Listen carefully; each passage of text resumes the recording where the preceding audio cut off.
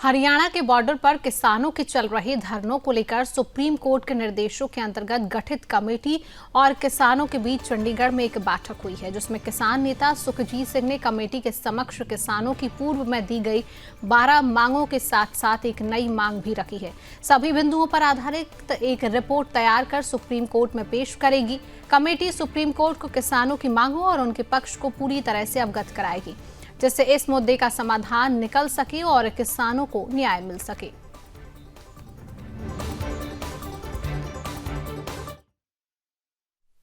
यही बात पे मैं बोलने वाला था।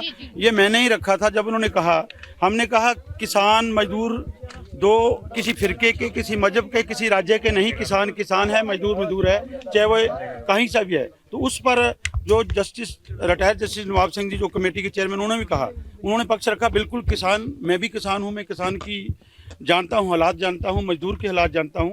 तो उन्होंने भरोसा दिया भी हम एक बढ़िया इसका जो निकाल के कमेटी जो निचोड़ निकाल के सुप्रीम कोर्ट को देगी, तो आगे भविष्य में जब भी कभी हमारी कोई ऐसी कॉल आती है, हमारे को इन्विटेशन आता है, तो उससे पहले हमारे फोरम की चर्चा होगी, उसके बाद आगे का प्लान बनेंगे। लेकिन सबसे बड़ी बात जो अभी आप पूछ रहे थे, माननीय हमारे सीनियर आगू डल्लेवाल जी, जो शीतकालीन सत्र शुरू हो रहा है, यही बात पे मैं बोलने वाला था।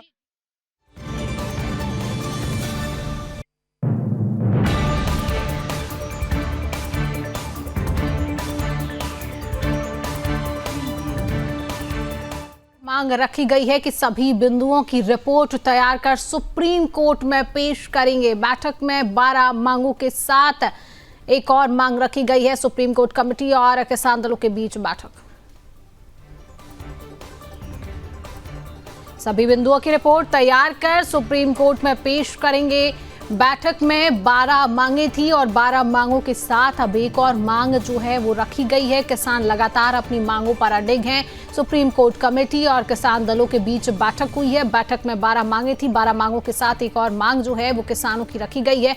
यहां पर सभी बिंदुओं की रिपोर्ट तैयार कर सुप्रीम कोर्ट में पेश करेंगे किसान।